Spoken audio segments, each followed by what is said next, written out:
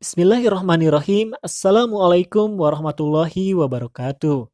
Santri kelas 12 MA Husnul Khotimah dan seluruh santri yang sedang mempersiapkan ujian tulis berbasis komputer seleksi bersama masuk perguruan tinggi negeri tahun 2021. Video ini merupakan serial pertama dari pembahasan tryout dan uji kompetensi tes potensi skolastik UTBK 2021. Dalam video ini, saya akan menjelaskan pembahasan soal tryout TPS ke-1 subtes penalaran umum. Namun, sebelum kita ke pembahasan, teman-teman harus tahu dulu ya, bahwa tes penalaran umum merupakan bagian dari tes potensi skolastik yang mencakup kemampuan verbal, penalaran matematis, logika, dan pola gambar. Kemampuan verbal menguji kemampuan kita dalam hal bahasa, seperti pengetahuan seputar antonim, sinonim, dan lain sebagainya. Di sini saya sarankan teman-teman harus memiliki buku atau teman-teman juga bisa mendownload aplikasi EBI dan KBBI. Nah, EBI itu Ejaan Bahasa Indonesia dan KBBI yaitu Kamus Besar Bahasa Indonesia. Silakan teman-teman bisa membeli atau teman-teman juga bisa mendownload aplikasinya. Kemudian silakan teman-teman pelajari, teman-teman pahami, dan kemudian aplikasikan dalam menulis. Sehingga dengan terbiasa terlatih, maka teman-teman akan memiliki kemampuan verbal yang mumpuni. Dan yang kedua yaitu penalaran matematis. Nah, dalam penalaran matematis, di sini kita akan bertemu dengan aritmetika, pola garis, geometri, dan lain sebagainya. Kemudian yang ketiga yaitu logika. Kita akan ditantang untuk memecahkan soal-soal logika, seperti logika analitik dan logika kuantor. Dan yang keempat yaitu pola gambar. Kita akan berhadapan dengan gambar dengan berbagai pola yang harus kita selesaikan. Nah, jadi seperti itu, tes penalaran umum itu terdiri dari kemampuan verbal, penalaran matematis, logika, dan pola gambar. Kemudian, hal-hal apa saja sih yang perlu kita persiapkan untuk menghadapi tes penalaran umum? Nah, di sini saya akan menyampaikan bahwa setidaknya ada 4 hal yang wajib teman-teman siapkan sebelum menghadapi soal TPS penalaran umum. Nah, yang pertama yang harus teman-teman siapkan yaitu daya bernalar. Teman-teman harus meningkatkan atau harus mengasah kemampuan berpikir, mengasah kemampuan menganalisis, mengasah kemampuan mencari kesimpulan dengan cara memperbanyak membaca dan juga memperbanyak berlatih mengerjakan soal-soal. Itu yang pertama ya. Kemudian yang kedua yaitu kecermatan membaca teks. Nah, pada umumnya teks yang diberikan pada subtes penalaran umum itu cukup panjang dan mengandung banyak angka-angka biasanya. Untuk itu, teman-teman harus lebih cermat dan teliti dalam membaca serta mengambil sebuah informasi. Jangan sampai teman-teman kurang teliti atau salah memilih jawaban. Nah, kita tidak perlu membaca seluruh teks yang diberikan ya. Kita hanya perlu fokus pada hal-hal yang ditanyakan. Kemudian perhatikan kata kunci yang ada di dalam pertanyaan, kemudian cocokkan dengan pernyataan tersebut pada teks, dan setelah itu kita cocokkan kata kunci tersebut dengan pilihan jawaban atau dengan jawaban yang ada. Nah, itu yang kedua, kita harus cermat dalam membaca teks. Kemudian yang ketiga, kita harus memiliki kemampuan memahami maksud dari isi teks. Banyak yang menyatakan bahwa soal yang cukup sulit pada tes penalaran umum adalah mencari pernyataan yang benar dan kesimpulan yang paling mungkin benar. Kunci dalam mengerjakan soal ini adalah ketelitian dan sejauh mana teman-teman mampu memahami maksud dari isi teks. Teman-teman bisa melatihnya dengan banyak mengerjakan latihan soal. Itu yang ketiga. Dan yang keempat yaitu kemampuan menganalisis soal dan data. Pada subtes penalaran umum, soal-soal yang diberikan itu akan berkaitan dan akan menuntut kita untuk menganalisis dan menjawab soal berdasarkan data yang telah disajikan.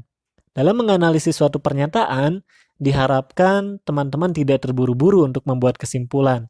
Banyaklah berlatih soal untuk mengasah kemampuan menganalisis. Saat mengerjakan soal, cobalah untuk fokus dan cermat dalam membaca. Selanjutnya kita masuk ke pembahasan tryout TPS UTBK SBMPTN 2021 subtes penalaran umum. Pertanyaan nomor 1 sampai dengan nomor 6 berdasarkan teks 1. Teks 1 ini berkaitan dengan struk. Pertanyaan yang pertama, berdasarkan paragraf 1, manakah di bawah ini pernyataan yang benar? A. Stroke merupakan penyakit menular yang menjadi penyebab kematian terbesar di seluruh dunia. B. Stroke termasuk dalam cerebrovascular disease, yaitu gangguan fungsi otak yang berhubungan dengan penyakit pembuluh darah yang menyuplai darah ke jantung. C. Stroke disebut juga brain attack atau serangan otak yang selalu terjadi secara tiba-tiba dengan gejala yang sejenis. D. Sebagian besar gejala stroke yang sering ditemukan adalah kondisi badan yang lumpuh separuh dan atau disertai dengan penurunan kesadaran. E. Cerebrovascular disease merupakan serangan otak yang selalu terjadi secara tiba-tiba dengan gejala yang beragam. Informasi yang disampaikan dalam paragraf 1 adalah mengenai konsepsi stroke, baik definisi, penyebab, dan gejala yang menandai stroke. Berdasarkan paragraf tersebut, kita bisa mengetahui bahwa pernyataan yang benar adalah sebagian besar gejala stroke yang sering ditemukan adalah kondisi badan yang lumpuh separuh dan atau disertai dengan penurunan kesadaran. Nah, informasi tersebut bisa kita temukan pada kalimat terakhir atau kalimat keempat paragraf ke-1. Di sana tertulis, namun sebagian besar gejala yang sering ditemukan adalah kondisi badan yang lumpuh separuh dan atau disertai dengan penurunan kesadaran. Dengan demikian, maka jawaban yang paling tepat adalah opsi D. Selanjutnya, pertanyaan nomor 2. Berdasarkan paragraf 2, manakah pernyataan di bawah ini yang mungkin benar mengenai stroke? Nah, di sini kita diminta untuk mencari sebuah pernyataan yang mungkin benar berdasarkan paragraf kedua. Berdasarkan isi dari paragraf kedua, kita mengetahui bahwa stroke menjadi salah satu penyebab kematian di dunia setelah penyakit jantung. Nah, ini disebutkan dalam kalimat ke-1, kalimat kedua, dan juga kalimat ketiga. Kemudian di kalimat kedua, di sana disebutkan bahwa stroke menjadi penyebab kematian nomor 6 setelah ISPA. Dengan demikian, jawaban yang mungkin paling benar adalah opsi B. Di negara berpenghasilan rendah, stroke menjadi penyebab kematian nomor 6. Pertanyaan nomor 3. Berdasarkan grafik di atas, pada tahun berapakah jumlah peningkatan pasien penyakit stroke terendah? 2009, 2010, 2011, 2012, atau 2013? Nah, ini tergolong ke dalam pertanyaan yang relatif mudah. Berdasarkan grafik tersebut, jika kita cermati, jumlah peningkatan pasien penyakit stroke terendah ada pada tahun 2011 dengan data sebagai berikut. Nah, pada 2010 terjadi peningkatan kurang lebih sebanyak 1.000 orang. Kemudian pada 2011 kurang lebih ada peningkatan sebanyak 200 orang. Kemudian 800 orang pada 2012 dan kurang lebih 1.000 orang pada tahun 2013. Dengan demikian, maka jawaban yang paling tepat adalah opsi C. Selanjutnya pertanyaan nomor 4. Berdasarkan grafik dan isi teks di atas, apa yang paling mungkin terjadi jika pada tahun berikutnya terjadi penurunan jumlah penderita stroke? Sebagian besar orang mulai menyadari pentingnya gaya hidup sehat, jumlah penderita gangguan mental menurun, jumlah penderita afasia akan sama dengan tahun sebelumnya, prevalensi penderita stroke di Indonesia mengalami stagnasi, stroke tidak lagi masuk ke 10 besar penyakit rawat jalan setiap tahunnya. Nah, berdasarkan grafik dan isi teks di atas, yang paling mungkin terjadi jika pada tahun berikutnya terjadi penurunan jumlah penderita stroke adalah sebagian besar orang mulai menyadari pentingnya gaya hidup sehat. Hal ini berdasarkan informasi pada paragraf 5 kalimat ke-1. Nah, di sana disebutkan bahwa Stroke pada umumnya dapat terjadi pada semua kelompok umur akibat gaya hidup yang tidak sehat. Nah, jika suatu saat atau jika pada tahun 2014 terjadi penurunan, maka ini kemungkinan terjadi karena masyarakat atau orang-orang pada tahun tersebut sudah mulai sadar gitu pentingnya gaya hidup sehat. Dengan demikian, maka jawaban yang paling tepat adalah opsi A, yaitu sebagian besar orang mulai menyadari pentingnya gaya hidup sehat. Berikutnya pertanyaan nomor 5. Simpulan yang tepat berdasarkan grafik di atas adalah semakin banyak masyarakat yang akan mudah tersinggung, masyarakat yang mengalami disabilitas meningkat seiring dengan peningkatan penderita stroke. Setiap tahun jumlah penderita stroke meningkat 100%, separuh masyarakat Indonesia tidak pernah peduli gaya hidup sehat, atau prevalensi stroke di Indonesia selalu meningkat setiap tahunnya. Nah, berdasarkan grafik tersebut, simpulan yang paling tepat adalah prevalensi stroke atau jumlah stroke di Indonesia yang selalu meningkat setiap tahunnya. Hal ini terlihat dari garis tabel yang meningkat pada setiap tahunnya. Dengan demikian, maka jawaban yang paling tepat adalah opsi E. Pertanyaan selanjutnya, pertanyaan nomor 6. Berdasarkan paragraf 5 kalimat 1, Pak Hadi mengalami stroke baru-baru ini. Simpulan yang paling tepat adalah kondisi emosional Pak Hadi akan terpengaruh. Pak Hadi akan mengalami kecacatan fisik akibat dari stroke yang dialaminya. Gangguan emosional yang akan mengakibatkan stroke lanjutan bisa terjadi pada Pak Hadi. Pak Hadi harus mencari cara mengatasi masalah emosionalnya atau masalah emosionalnya yang menyebabkan Pak Hadi mengalami stroke. Nah, jika kita cermati kalimat ke-1 dari paragraf kelima, yaitu stroke pada umumnya dapat terjadi pada semua kelompok umur akibat gaya hidup yang tidak sehat. Maka sebenarnya tidak ada jawaban yang cocok.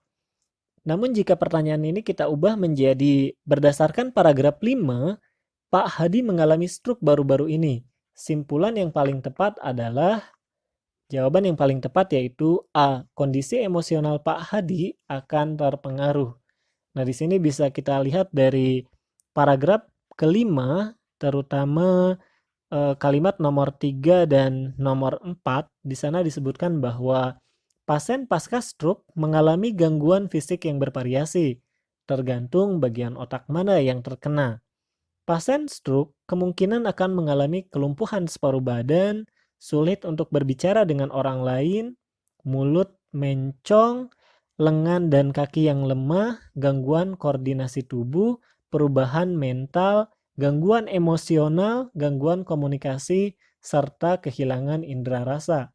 Nah, di sana disebutkan bahwa pasien pasca stroke salah satunya akan mengalami gangguan emosional. Sehingga logika yang tepat yaitu jika Pak Hadi stroke, maka Pak Hadi akan mengalami gangguan fisik. Gangguan fisik apa saja? Di sini salah satunya adalah gangguan emosional. Maka jika Pak Hadi mengalami stroke, bisa jadi kemungkinannya adalah Pak Hadi akan mengalami gangguan emosional. Dengan demikian, maka jawaban yang paling tepat adalah opsi A. Selanjutnya pertanyaan nomor 7 sampai dengan pertanyaan nomor 12 berdasarkan pada teks 2.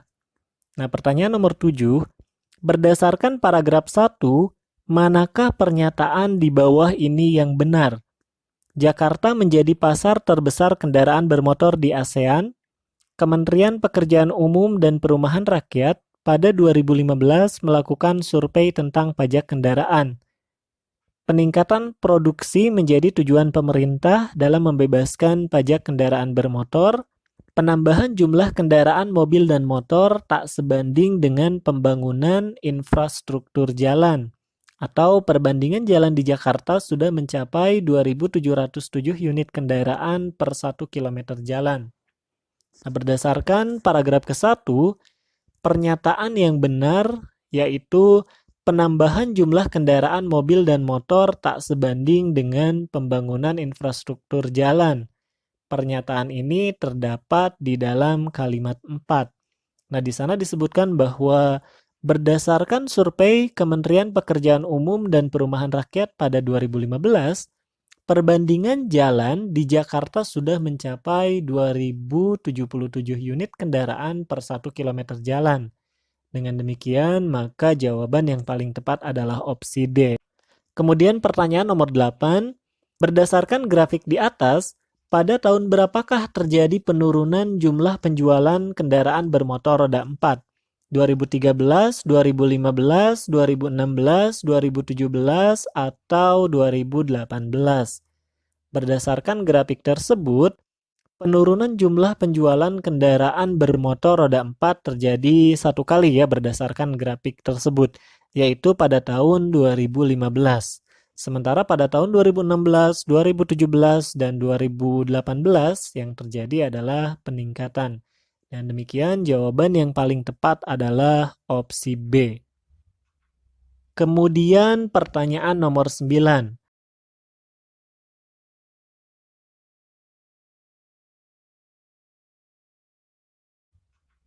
Kemudian pertanyaan nomor 9. Berdasarkan teks di atas, apabila tahun depan pemerintah masih terus membebaskan pajak penambahan nilai barang mewah untuk kendaraan, manakah di bawah ini simpulan yang paling mungkin benar? Kita bisa menemukan jawabannya pada kalimat terakhir paragraf ke-1. Nah, di sana tertulis bahwa pemerintah membebaskan pajak penambahan nilai barang mewah untuk kendaraan tersebut.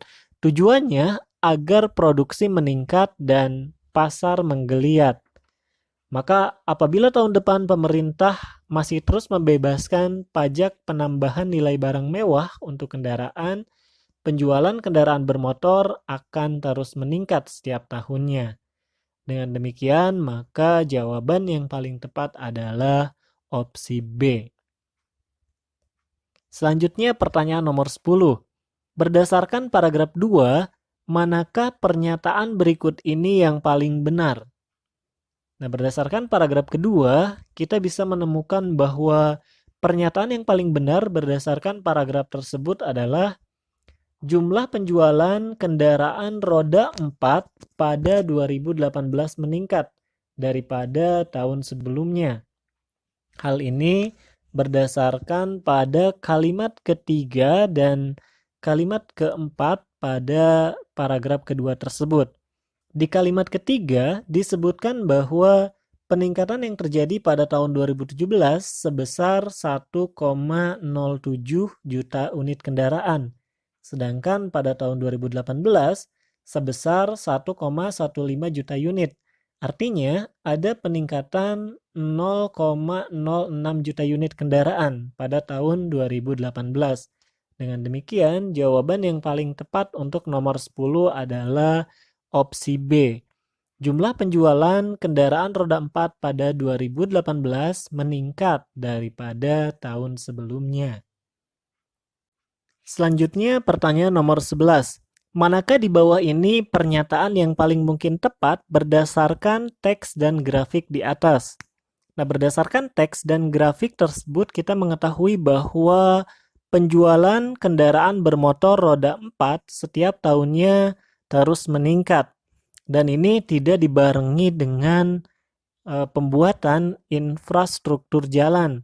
Dengan demikian, maka pernyataan yang paling mungkin tepat adalah opsi C, di mana setiap tahun angka kemacetan akan semakin parah seiring dengan peningkatan jumlah kendaraan bermotor. Pertanyaan selanjutnya, pertanyaan nomor 12. Berdasarkan paragraf 1, jika produksi meningkat dan pasar menggeliat, akan terjadi peningkatan pertumbuhan ekonomi. Simpulan yang paling tepat adalah, nah kita bisa mengetahui bahwa berdasarkan paragraf ke-1, membebaskan pajak memiliki tujuan agar produksi meningkat dan pasar menggeliat. Kemudian, jika produksi meningkat dan pasar menggeliat, maka peningkatan pertumbuhan ekonomi akan terjadi. Sehingga dari kedua pernyataan tersebut kita bisa mengambil kesimpulan bahwa dengan membebaskan pajak, maka peningkatan pertumbuhan ekonomi akan terjadi. Dengan demikian, jawaban yang paling tepat adalah opsi B. apabila pemerintah membebaskan pajak penambahan nilai barang mewah untuk kendaraan tersebut, pertumbuhan ekonomi akan meningkat. Pertanyaan nomor 13. Urutkan bilangan berikut dari yang terkecil hingga terbesar. Yang paling tepat adalah, ya di sini kita diminta untuk mengurutkan bilangan dari yang terkecil hingga terbesar. Nah, di sana ada bilangan desimal dan juga ada bilangan pecahan. Untuk memudahkan, maka kita perlu mengkonversi bilangan tersebut menjadi bilangan pecahan terlebih dahulu. Sehingga kita bisa menemukan bahwa jawaban yang paling tepat adalah opsi B. Nah, 72% jika kita desimalkan menjadi 0,72, kemudian di sana ada 3/4 jika kita desimalkan menjadi 0,75. Nah, di sini 0,75 lebih besar dari 0,72.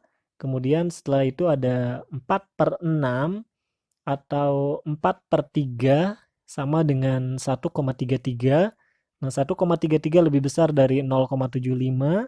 Kemudian ada 3,75 yang lebih besar dari 1,33 dan setelahnya yaitu 5/2/7 atau 5,285 yang jelas lebih besar dari 3,75.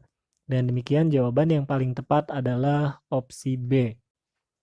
Selanjutnya pertanyaan nomor 14. Ini merupakan soal aritmetika atau soal deret. Nah, di sini soalnya ada 4, 5, 7, 11, 12, 19, 19, 29. Kemudian kita diminta untuk menentukan dua angka setelah angka 29.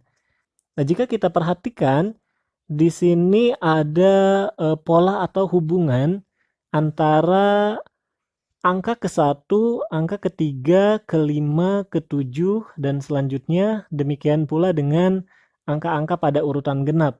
Ya, angka kedua dengan angka ke-4, dengan angka ke-6, dengan angka ke-8, dan seterusnya. Jika kita perhatikan, 4 ke 7, di sana ada penambahan 3, kemudian dari 7 ke 12, ada penambahan 5, dari 12 ke 19, penambahan 7, kemudian 19 dengan angka yang dicari berarti harus ada penambahan 9. Sehingga 19 ditambah 9 atau angka setelah 29 yaitu 28.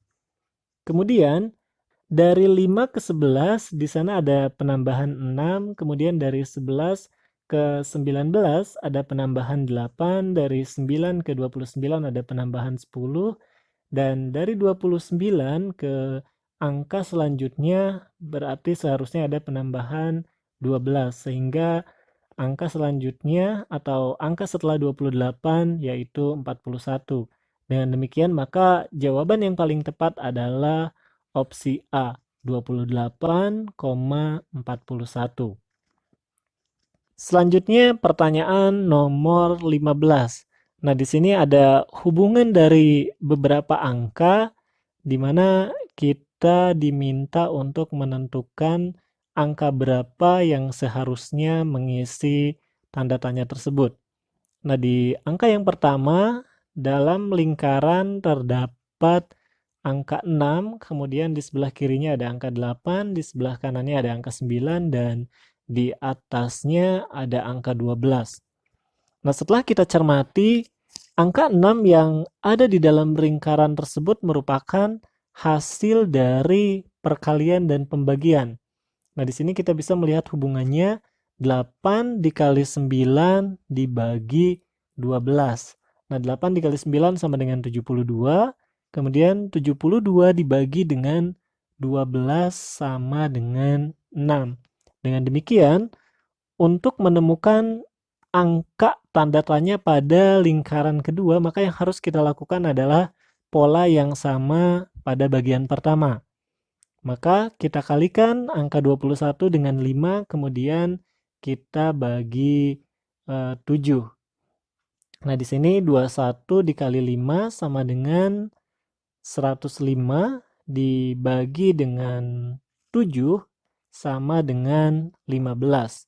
Dengan demikian, jawaban yang paling tepat adalah opsi E, 15. Demikian pembahasan tryout TPS UTBK SBMPTN 2021 subtes penalaran umum. Nah, nantikan video pembahasan selanjutnya tentang pemahaman bacaan dan menulis. Semoga bermanfaat. Wassalamualaikum warahmatullahi wabarakatuh.